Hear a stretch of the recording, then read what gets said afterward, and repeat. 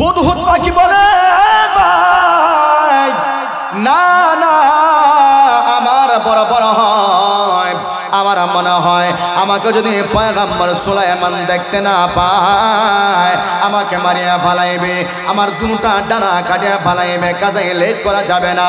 আমার ভাইয়েরা ভালো করে শুনো,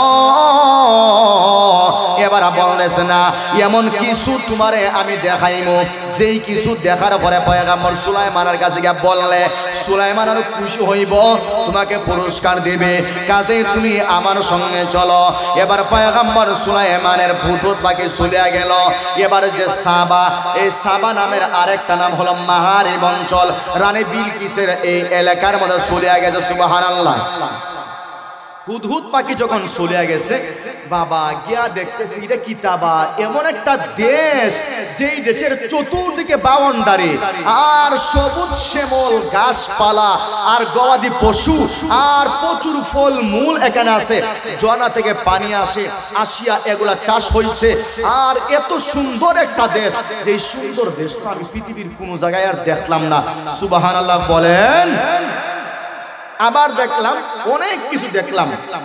আর ওইদিকে তো পয়গম্বর সুলাইমান রাগান্বিত না, সে আমার না হইয়া গেল কেন, আমার না হইয়া গেল কেন। আমার ভাইয়েরা পয়গম্বর সুলাইমান এবার পাখির যে রাজা ঈগল পাখি, ঈগল পাখিকে বললেন যাও হুদহুদকে গিয়া ধরিয়ে আনম, আমার অনুমতি ছাড়া সে কেন বের হয়ে গেলাম। ঈগল পাখি আকাশে উড়তেছে, ওই ঈগল পাখি দেখে হুদহুদ পাখি কোথায় থেকে আগমন করতেছে, সঙ্গে সঙ্গে চাপটা মারিয়া দল ঈগল পাখি। এবার হুদহুদ বলে ওরে আমার ভাই শোনো, আমাকে মারিও না, আমি একটা কাজে গেছিলাম, আমাকে নবীর দরবারে নিয়ে যাও, আমি যত উপযুক্ত কারণ যদি না দর্শাইতে পারে আমাকে মারিয়া ফেলাইবা, আমার কোনো কষ্ট লাগবে না। সুবহানাল্লাহ।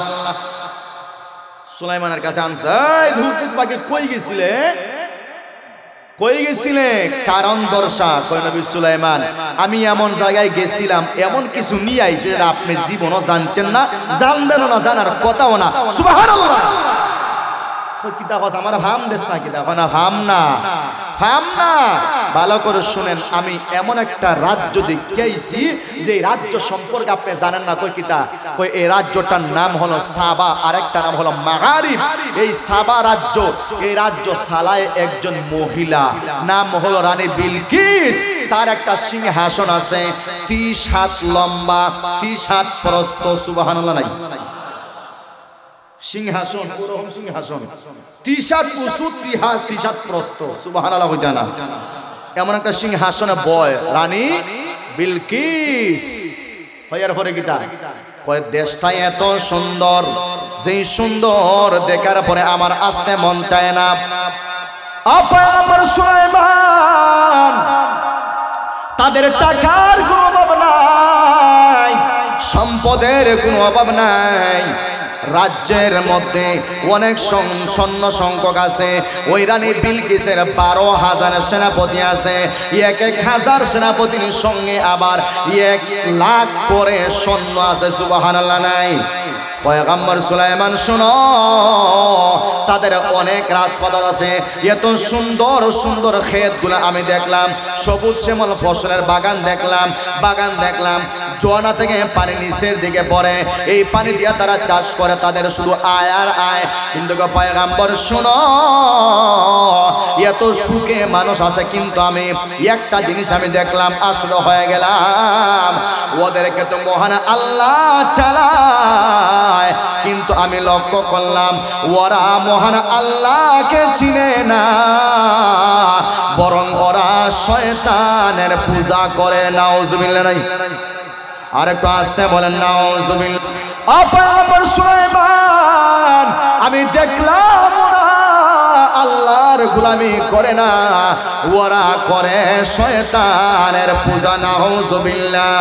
ওগো পয়গম্বর সুলাইমান শুনো, শয়তান সূর্যের পূজা তারা করে, সূর্য যখন পশ্চিম দিকে ওঠে তারা সেজদা দেয়, সূর্য মাথার উপরে আসলে তারা সেজদা দেয়, সূর্য পশ্চিমে গেলে তারা সেজদা দেয়। জোরে বলেন নাউজুবিল্লাহ। ওয়া ওয়াহাবনা داود سليمان نعم العبد إنه أواب إذ عرض عليه بالعشي الصافنات الجياد فقال إني أحببت حب الخير عن ذكر ربي جنة بلن الله أكبر पैगम्बर सुलाइमान अलैहिस सालाम के বার আল্লাহ জিহাদে যাওয়ার জন্য ঘোড়া দিয়েছিলেন पैगम्बर सुलाइमान अलैहिस सालाम এবার বললেন ওরে আমার খাদেমরা শুনো আমার রাখাল ঘর থেকে গোয়াল ঘর থেকে তোমরা আমার যে ফার্ম আছে ঘর আছে ওই ঘর থেকে তোমরা ঘোড়াগুলো বাহির করো আমি ঘোড়াগুলোকে দেখতে চাই কোনটা প্রশিক্ষণের জন্য ভালো হবে কোনটা আরামদায়ক হবে এবার ঘোড়া যখন বের করা হলো উনি এবার ঘোড়াগুলোকে এক নজর দেখলেন সুবহানাল্লাহ জোরে বলেন ঘোড়াগুলোকে উনি দেখছেন দেখার পরে বললেন নিয়ে যাও ঘোড়াগুলো আবার ঘরের ভিতর রাখো হঠাৎ করে এই সময়টা ছিল জানেন কোন সময় আসর আর মাগরিবের মাঝখানের সময় উনি আবার হঠাৎ করে বললেন ঘোড়াগুলোকে আবার আমার সামনে আনো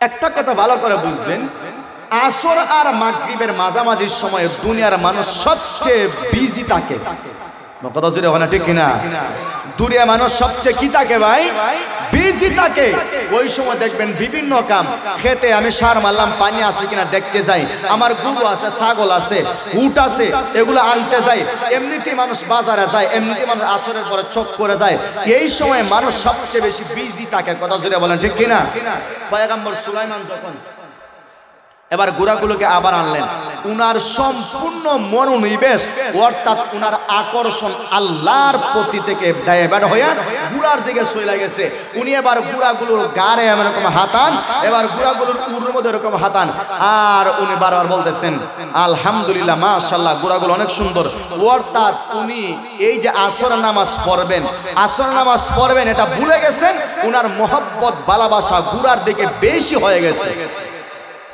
ঘোড়ার দিকে বেশি হয়ে গেছে আসরের ওয়াক্ত চলে গেছে উনার হঠাৎ করে জেহেন আসতো হায় রে হায় আমি তো আসর নামাজ পড়লাম না ঘোড়ার দিকে আমার ভালোবাসা চলে গেল ঘোড়ার ভালোবাসা আমি দেখতে গিয়ে ঘোড়া দেখতে গিয়ে আমার তো আসরের নামাজ কাজা হয়ে গেছে আমার বায়ানা পয়গম্বর সুলাইমান আলাইহিস সালাম সঙ্গে সঙ্গে আল্লাহর কাছে এবার তওবা করলেন ও আল্লাহ আমাকে আপনি মাফ করে দিয়ে দেন ঘোড়ার প্রতি আমার ভালোবাসা দাবিত হয়ে গিয়েছে নামাজটা মিষ্টি হয়ে গেছে ওগো আল্লাহ মেহেরবানি করে আমাকে আপনি মাফ করে দিয়ে দেন এ মুসলমান ভাই ভালো করে শুনেন পয়গম্বর সুলাইমান এবার আল্লাহকে খুশি করার জন্য পয়গম্বর সুলাইমান এবার বললেন ওরে ঘোড়ারা তোমাদের কারণে আমার আল্লাহর মহব্বত কমতে হয়ে গেল তোমাদের কারণে আমার আসর নামাজ কাজা হয়ে গেল না না তোমাদের মতো ঘোড়াগুলোকে আমি আর রাখতে চাই না সঙ্গে সঙ্গে দাঁড়ালো সুরিয়ানিয়া পয়গম্বর সুলাইমান এবার সমস্ত ঘোড়াগুলোকে উনি কুরবানি করে ফেললেন সুবহানাল্লাহ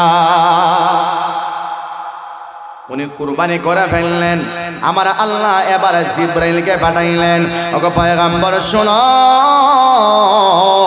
এই যে একটা কাম আপনি করলেন আপনার এই কাজে মহান আল্লাহ বেশি খুশি হয়েছে সুবহানাল্লাহ এই যে ঘোড়াগুলোকে আপনি জবাই করছেন না এই যে কাজটা করছেন এই কাজে মহান আল্লাহ হাজার গুণ বেশি গুণ খুশি হয়েছে সুবহানাল্লাহ জোরে বলেন এবার কি করবেন পয়গম্বর সুলাইমানকে আমার আল্লাহ বললেন আরে পয়গম্বর সুলাইমান ভালো করে শোনো চিন্তা করার দরকার নাই টেনশনের দরকার নাই আমি আল্লাহ তোমাকে তোমার অধীনে বাতাসকে তোমার অধীন করে দিয়ে দিলাম সুবহানাল্লাহ জুড়ে বলবেন আল্লাহর পয়গম্বর আল্লাহ রাব্বুল বললেন ওয়ালি সুলাইমান আর-রিহা গুদুহা শাহরু ওয়া রাওয়াহুহা শাহরুন। আমার আল্লাহ এবার বললেন সূরাতুস সাবার 12 নম্বর আয়াতে আমার আল্লাহ এবার বললেন ওরে সুলাইমান ভালো করে শোনো, এই যে আমি আল্লাহর ভালোবাসায় আল্লাহর মহব্বতে তুমি যে ঘোড়াগুলোকে কুরবানি করলা, ওদের পা কর্তন করলা, গলা কাটাইয়া দিলা, এর জন্য আমি আল্লাহ অনেক খুশি হয়ে গেলাম। এর জন্য পয়গম্বর সুলাইমান শোনো, আমি আল্লাহ বাতাসকে তোমার অধীনে বানাইয়া দিলাম, অধীনে করে দিলাম। সুবহানাল্লাহ। আমার আল্লাহ বললেন আমি বাতাসকে তোমার অধীন করে দিলাম। সুবহানাল্লাহ, জোরে বলেন। আমার আল্লাহ এবার বললেন ওরে সুলাইমান, এই যে বাতাস তুমি একটা তখ্ত বানাও। তখ্ত চিনেন, একটা কুরসি বানাও। তাফসীরের কিতাবে আছে আল্লাহ রাব্বুল আলামিন পয়গম্বর সুলাইমানকে যেই কুরসি দিছিলেন, কুরসি দিছিলেন, এই কুরসিটা তাফসীরের ভাষায় আছে প্রায় 4 মাইল লম্বা আছে। সুবহানাল্লাহ কইছেন না, বুঝছেন নি? সুবহানাল্লাহ কইতে সুলাইমান পয়গম্বরের যে সিংহাসন আছিল, যে কুরসি আছিল, তখতে সুলাইমান যেটাকে বলা হয়, এটা কয় মাইল লম্বা আছিল ভাই? কথা জোরে হন না, 4 মাইল। 4 মাইল এখান থেকে ধরেন আপনি তেমুকি পয়েন্ট না বা সোনাতলা, এখান থেকে সোনাতলা বা তেমুকি পয়েন্ট এত লম্বা ছিল তখতে সুলাইমানি। সুবহানাল্লাহ, জোরে বলেন। তখতে সুলাইমানি, এই তখতে সুলাইমানিতে পয়গম্বর সুলাইমান নিজে বসতেন এবং ওনার ফ্যামিলিকে নিয়ে বসতেন, ওনার সেনাপতি যারা ছিল সবাইকে নিয়ে বসতেন। সুবহানাল্লাহ, আস্তে হইবে না জোরে হইবা? কয় হাত লম্বা আছিল ভাই? হাত না মাইল। কয় মাইল? 4 মাইল লম্বা তখতে সুলাইমানি আল্লাহ দিছিলেন। আল্লাহ রাব্বুল আলামিন বলেন ও পয়গম্বর সুলাইমান, এই তখতে সুলাইমানিতে আপনি বসবেন আর আমি আল্লাহ বাতাসকে অনুগত করে দিলাম। আল্লাহ বলতেছেন ওয়ালি সুলাইমানার রিহা গুদুহা শাহরু ওয়া রাওয়াহুহা শাহরু। এটা এমন একটা তখতে সুলাইমানি আর আমি আল্লাহ বাতাসকে অনুগত করে দিলাম, এটা এমন স্পিডে যাবে, সকালে সামান্য সময় এটা যাবে, 1 মাসের পথ অতিক্রম করা যাবে। সুবহানাল্লাহ। সকালে সামান্য সময় এই তখতে সুলাইমানি যাবে, একজন মানুষ যদি পায়ে হাঁটিয়া 1 মাসে যত দূর সে যাইবে, সকালে সামান্য সময়ে কয়েক সেকেন্ডে এই তখতে সুলাইমানি 1 মাসের পথ অতিক্রম করিয়া যায়। সুবহানাল্লাহ। ওয়া রাওয়াহুহা শাহরুন, এবং বিকাল বেলাও সামান্য সময় কয়েকটা সেকেন্ড এই তখতে সুলাইমানি যখন বাতাসের অধীনে চলে, তখন 1 মাসের পথ অতিক্রম করিয়া যায়।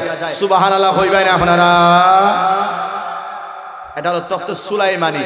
এটা আল্লাহ পয়গম্বর সুলাইমান আলাইহিস সালামকে দিয়ে দিয়েছিলেন। সুবহানাল্লাহ, জোরে বলবেন। আমার ভাইয়ারা, এই তখতে সুলাইমানিতে উঠে একবার পয়গম্বর সুলাইমান আলাইহিস সালাম এশিয়ার দক্ষিণাঞ্চল সফর করবেন। উনি সফর করলেন, ভালো করে শুনবেন। জানি না আপনারা এই আলোচনা আগে শুনছেন কিনা, ভালো করে শুনবেন। পয়গম্বর সুলাইমান যখন তখতে সুলাইমানিতে উঠলেন, উনি এবার সর্বপ্রথম তায়েফে উনি উনার তখতে সুলাইমানের ল্যান্ড করলেন। সুবহানাল্লাহ হইবানি? তায়েফে ল্যান্ড করলেন। উনি এবার কিছু দেখলেন, নাজ নিয়ামত দেখলেন।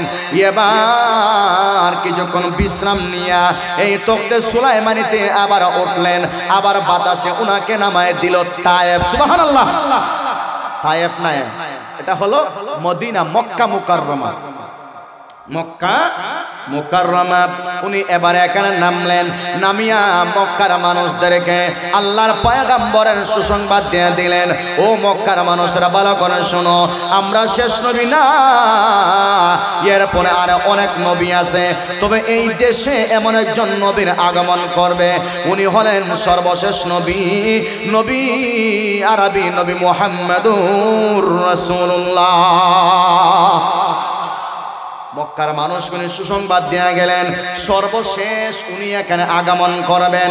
এরপরে পয়গম্বর সুলাইমান এখান থেকে উনি উঠলেন, উঠিয়া উনি এবার যাবেন কোথায় যাবেন জানেননি?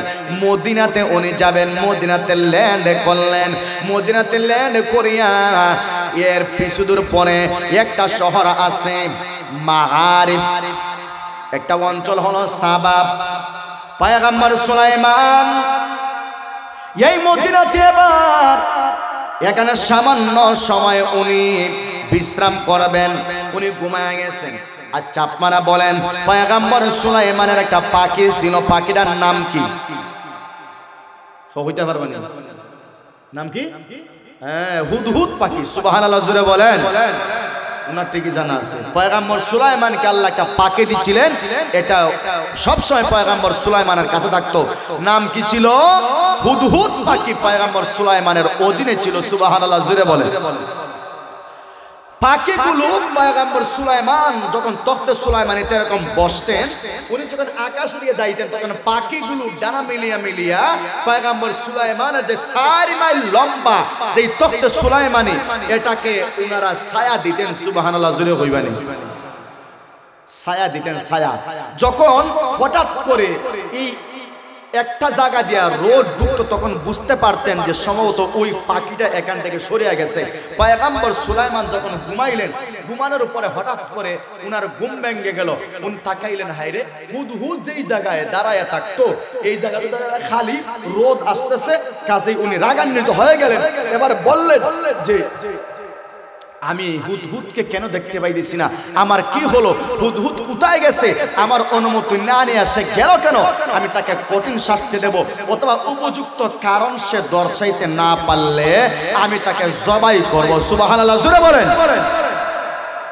কথা আপনারা বুঝরানি? হ্যাঁ, কথা বুঝলেন আপনারা? আমার ভাইয়েরা, পয়গম্বর সুলাইমানের পাখি আবার হুদহুদ পাখি নবী যখন ঘুমায় গেলেন, ওই হুদহুদ পাখি এবার মনে মনে বলল, নবী যদি ঘুমায় গেছেন, আমি একটু চক্কর দিয়াই। চক্কর, এই এখন মজার একটা কথা আপনারা শুনবেন। হুদহুদ পাখি মনে মনে সিদ্ধান্ত নিল, নবী ঘুমায় গেছেন, নবী ঘুমায় গেছেন, এবার আমি একটু চক্কর দিয়ে আসি। হুদহুদ পাখি এবার চলে গেছে।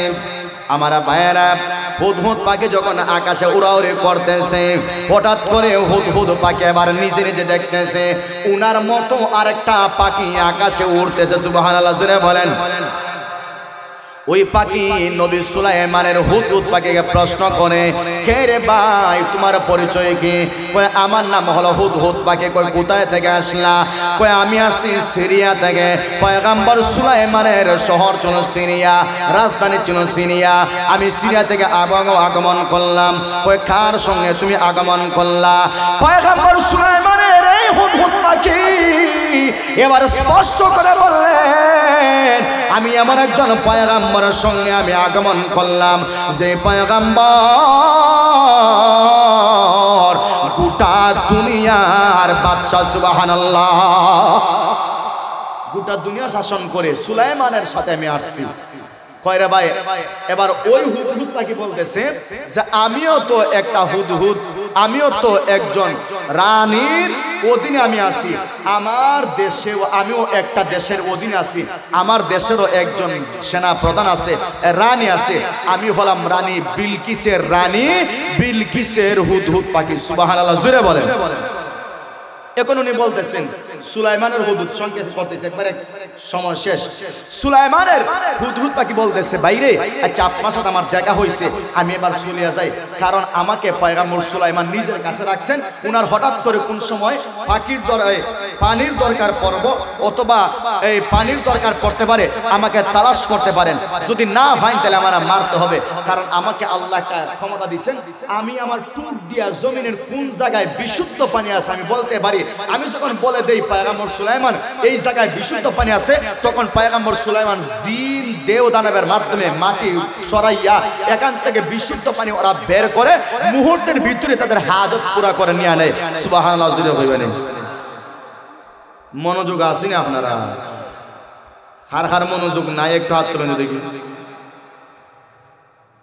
মনোযোগ আছেন আপনারা? আর কয়েক মিনিট চলবেন ইনশাল্লাহ, চলবেন ইনশাল্লাহ। আমার ভাইয়ারা, এবার পাখি বলল না কোনো সমস্যা না। ও সুলাইমানের হুদহুদ পাখি ভালো করে শোনো, আমার সঙ্গে চল, আজকে এমন কিছু তোমাকে আমি দেখাবো যেটা সুলাইমানও জানে না, তুমিও জানো না। হুদহুদ পাখি বলে, ভাই না না, আমার বড় বড় হয়, আমার মনে হয় আমাকে যদি পয়গম্বর সুলাইমান দেখতে না পায় আমাকে মারিয়া ফালাইবে, আমার দুটা ডানা কাটিয়া ফালাইবে, কাজে লেট করা যাবে না। আমার ভাইয়েরা ভালো করে শুনো, এবার বলতেছে না এমন কিছু তোমারে আমি দেখাইমু, যেই কিছু দেখার পরে পয়গম্বর সুলাইমানের কাছে গিয়ে বললে সুলাইমান আরো খুশি হইব, তোমাকে পুরস্কার দেবে, কাজে তুমি আমার সঙ্গে চলো। এবার পয়গম্বর সুলাইমানের ভূত পাখি চলে গেল। এবার যে সাবা, এই সাবা নামের আরেকটা নাম হলো মাহারিব অঞ্চল, রানী বিলকিসের এই এলাকার মধ্যে চলে গেছে। সুবহানাল্লাহ। হুদহুদ পাখি যখন চলে গেছে, বাবা গিয়া দেখতেছি এটা কিতাবা, এমন একটা দেশ যেই দেশের চতুর্দিকে বাউন্ডারি আর সবুজ শ্যামল গাছপালা আর গবাদি পশু আর প্রচুর ফল মূল এখানে আছে, ঝর্ণা থেকে পানি আসে, আসিয়া এগুলা চাষ হয়েছে। আর এত সুন্দর একটা দেশ, যেই সুন্দর দেশটা আমি পৃথিবীর কোনো জায়গায় আর দেখলাম না। সুবহানাল্লাহ বলেন। আবার দেখলাম অনেক কিছু দেখলাম। আর ওইদিকে তো পয়গম্বর সুলাইমান রাগান্বিত না, সে আমার না হইয়া গেল কেন, আমার না হইয়া গেল কেন। আমার ভাইয়েরা, পয়গম্বর সুলাইমান এবার পাখির যে রাজা ঈগল পাখি, ঈগল পাখিকে বললেন যাও হুদহুদকে গিয়া ধরিয়ে আনো, আমার অনুমতি ছাড়া সে কেন বের হয়ে গেল। ঈগল পাখি আকাশে উড়তেছে, ওই ঈগল পাখি দেখে হুদহুদ পাখি কোথায় থেকে আগমন করতেছে, সঙ্গে সঙ্গে চাপটা মারিয়া দল ঈগল পাখি। এবার হুদহুদ বলে, ওরে আমার ভাই শোনো, আমাকে মারিও না, আমি একটা কাজে গেছিলাম, আমাকে নবীর দরবারে নিয়ে যাও, আমি যত উপযুক্ত কারণ যদি না দর্শাইতে পারে আমাকে মারিয়া ফালাইবা, আমার কোনো কষ্ট লাগবে না। সুবহানাল্লাহ। সুলাইমানের কাছে আনছে, হুদহুদ পাখি কই গেছিলে, কই গেছিলে, কারণ দর্শা। কই নবী সুলাইমান, আমি এমন জায়গায় গেছিলাম, এমন কিছু নিয়ে আইছে যেটা আপনি জীবনও জানছেন না, জানবেনও না, জানার কথাও না। সুবহানাল্লাহ। কিতাব আছে আমার ভাম দেশ না, কিতাব না ভাম না, ভাম না। ভালো করে শুনেন, আমি এমন একটা রাজ্য দেখিয়েছি যে রাজ্য সম্পর্কে আপনি জানেন না। কই কিতা, কই এই রাজ্যটার নাম হলো সাবা, আরেকটা নাম হলো মাগারিব। এই সাবা রাজ্য, এই রাজ্য চালায় একজন মহিলা, নাম হলো রানী বিলকিস। তার একটা সিংহাসন আছে 30 হাত লম্বা, 30 হাত প্রস্থ। সুবহানাল্লাহ। নাই সিংহাসন, ওরকম সিংহাসন 30 হাত উঁচু, 30 হাত প্রস্থ। সুবহানাল্লাহ হইতা না, এমন একটা সিংহাসনে বয় রানী বিলকিস। হইয়ার পরে গীতা কয় দেশটা এত সুন্দর, যেই সুন্দর দেখার পরে আমার আসতে মন চায় না। পয়গম্বর সুলাইমান তাদের টাকার কোনো অভাব নাই, সম্পদের কোনো অভাব নাই, রাজ্যের মধ্যে অনেক সৈন্য সংখ্যক আছে।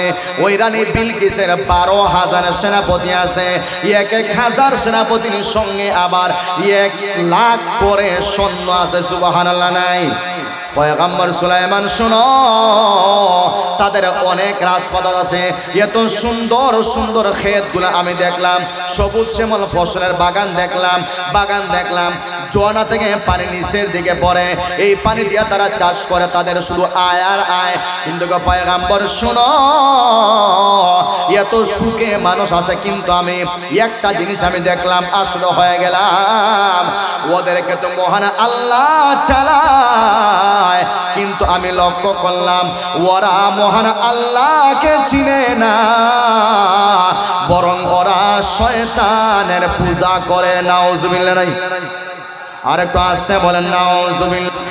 পয়গম্বর সুলাইমান, আমি দেখলাম ওরা আল্লাহর গোলামি করে না, ওরা করে শয়তানের পূজা। নাউযুবিল্লাহ। ওগো পয়গম্বর সুলাইমান শুনো, শয়তান সূর্যের পূজা তারা করে। সূর্য যখন পশ্চিম দিকে ওঠে তারা সেজদা দেয়, সূর্য মাথার উপরে আসলে তারা সেজদা দেয়, সূর্য পশ্চিমে গেলে তারা সেজদা দেয়। জোরে বলেন নাউযুবিল্লাহ। সূর্যের পূজা করে। আমরা দেশে মাজার পূজারে কিছু আছে না নাই? এটা আজ থেকে আপনারা গেছেন মাজার পূজা করুননি, মাজারে গ্যাস চাইননি, এই তো আওয়াজ একবারে নাই। তো পূজা গুলো কিছু আছে আপনার ভিতরে। খেড়া খেড়া মাজারও যাইন দেখি কেউ হাত তোলা যায় না। আর ভাই জিয়ারত যাইতে নিষেধ না, মাজারা বাবার কাছে চাইনি গিয়া মোমবাতি জীবনে তো রয়েছিনি মাজারে গিয়া। সাবধান, এগুলা বেদাত এবং শিরিক। আল্লাহ যেন এই শিরিক এবং বেদাত থেকে আমাদেরকে হেফাজত করে। আমিন হইতে না। শিরিক বেদাত থেকে যেন আল্লাহ আমাদেরকে হেফাজত করে। জুড়ে বলেন আর একটু জোরে আমিন। নবী সুলাইমানকে যখন এই কথা কইছে, নবী সুলাইমান এখন হে হুদুদ কি তা কস, আমি গোটা বিশ্ব চালাই, আমার দেশের এরিয়ার ভিতরে তাকিয়া তারা আবার সূর্যের পূজা করে, আমি জানি না। তাইলে উবা পরীক্ষাটা তোর মাধ্যমে আমি অদরকার, পরীক্ষাটা তোমার মাধ্যমে আমি নেব। এবার উনি একটা সিটি লেখছেন, সিটি লেখছেন, সিটি। সুবহানাল্লাহ জোরে হইতে না, আর একটু জোরে হয় না সুবহানাল্লাহ। আমরা ডাক্তার সাহেব, আমার মুসল্লি মানুষ। আসসালামু আলাইকুম, ভালো আছেন? আমি টুকের বাজার সাহেব আলহামদুলিল্লাহ। আল্লাহ যেন কবুল করে। জোরে বলেন আমিন। ভাই সাহেবের কাছে প্রায় সময় গেলে আলহামদুলিল্লাহ ফ্রি চিকিৎসা। আমি ইমাম সাহেব না, ইমাম সাহেবের কাছে টাকা লইতে হবে, টাকা নিলে তো জুম্মাত আই আলোচনাটা শুরু হয়ে যাব। কথা শুনে না, আমার বাচ্চারা লয়ে গেছে ফ্রি চিকিৎসা আলহামদুলিল্লাহ। আল্লাহ যেন হায়াতে বরকত দান করেন। জোরে বলেন আমিন। আর একটু জোরে বলেন আমিন। এজন্য ভাই পয়গম্বর সুলাইমান হুদহুদকে সিটি দিবেন। এখান থেকে যদি আমি আলোচনা শুরু করি তাইলে আর আলোচনা শেষ না করা পর্যন্ত আর মজা আপনারা যাইতো না, কারণ এখানেও বেড়া বেড়ির আলোচনা শুরু হয়ে গেছে। কথা জোরে হন না, আর যেখানে বেড়া বেড়ি এখানে একটা মজা আছে না নাই? খালি বেড়া হইলে মজা লাগে না, কিন্তু যেখানে বেড়া বেড়ির আলোচনা এখানে মজা আছে না নাই? কথা জোরে হন না। এখন শুরু হয়ে যাব সুলাইমান আলাইহিস সালামের আলোচনা আর রানী বিলকিসের আলোচনা, জামাই বুড়ার আলোচনা। এখন একটা মজা মজা ভাবে লাগবো না? এখন আমরা এই বছর এই জায়গাতে রাখলাম, কোন জায়গাতে?